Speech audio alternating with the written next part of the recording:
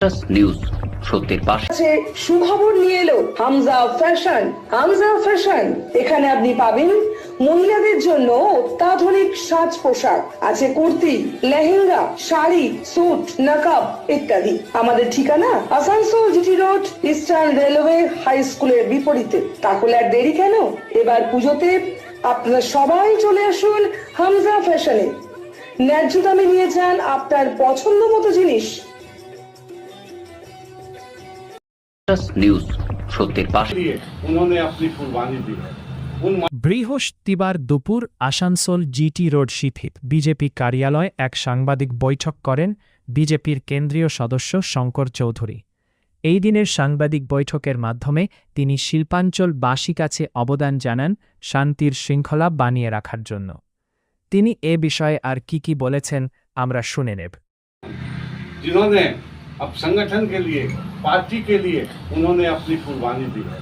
उन माताओं बहनों का जिनको धर्षण किया गया, जो बलात्कारित हुई, उन सभी माता बहनों को जो न्याय मिले, इसके लिए हम लोग प्रयास करेंगे।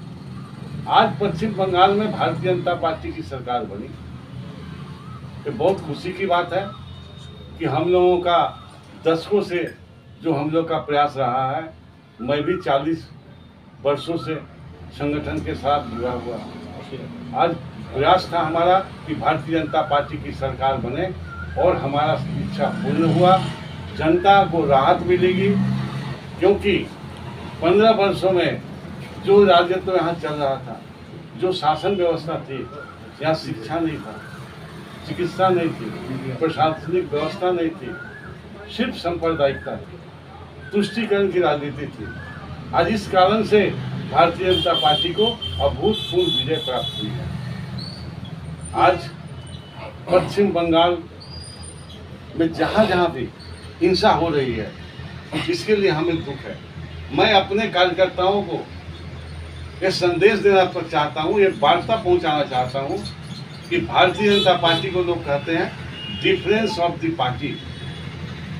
भारतीय जनता पार्टी दूसरे पार्टी से भिन्न है, इसलिए जो कार्यकर्ता टीएमसी के कार्यालय को तोड़ भांग कर रहे हैं, जो लोग बाहरी टीएमसी के लोग जो गेरुआ अबीर लगा करके, गेरुआ पट्टा पहन के जो कार्यालय को टीएमसी को तोड़ रहे हैं, हम लोग चाहते हैं कि वैसे व्यक्ति जो दुष्कृति है, जो दूसरे के पार्टी ऑफिस को तोड़ रहे हैं, वैसे व्यक्ति को पुलिसी कार्रवाई होनी चाहिए।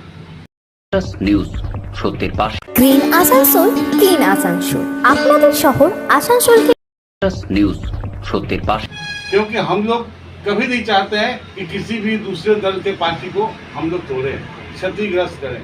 ये प्रदेश से भी और हमारा दिल्ली से भी निर्देश मिला है कि आप लोग आह्वान करें कि पार्टी ऑफिस किसी का भी हो, हम लोग दखल नहीं करेंगे।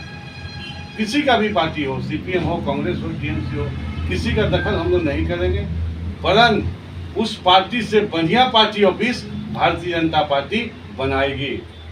इसीलिए हम लोग कहते हैं डिफरेंस ऑफ द पार्टी। और साथ साथ उन कार्यकर्ताओं को भी मैं आह्वान करता हूं कि जो लोग अभी फिलहाल जो लोग टीएमसी से नए कार्यकर्ता जो भारतीय जनता पार्टी में आने के बाद या आ रहे हैं, अथवा गेरुआ अबीर लगा करके चारों तरफ आतंक मचा रहे हैं, वैसे कार्यकर्ताओं पर कुछ न कुछ कार्रवाई होनी चाहिए।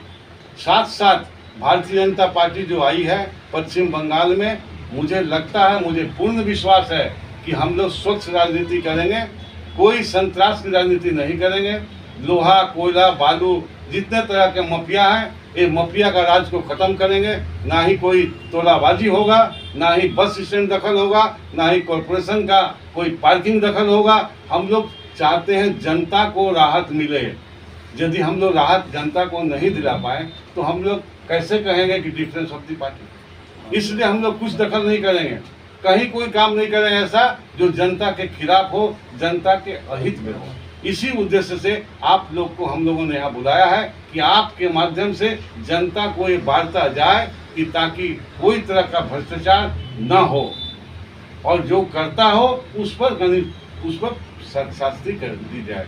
यानी those persons they are guilty must be punished जो गलती करेगा उसको सजा मिलनी चाहिए। ये भारतीय जनता पार्टी की आइडियोलॉजी है। इसलिए मैं चाहता हूं कि आप लोग के माध्यम से जनता तक ये वार्ता पहुंचे और कार्यकर्ताओं तक पहुंचे, जो लोग नए आए हैं अथवा जो पुराने भारतीय जनता पार्टी कार्यकर्ता हैं, वो सभी जब किसी का भी कार्यालय को कोई तरह का क्षतिग्रस्त ना हो। নিউজ সত্যের পাশে।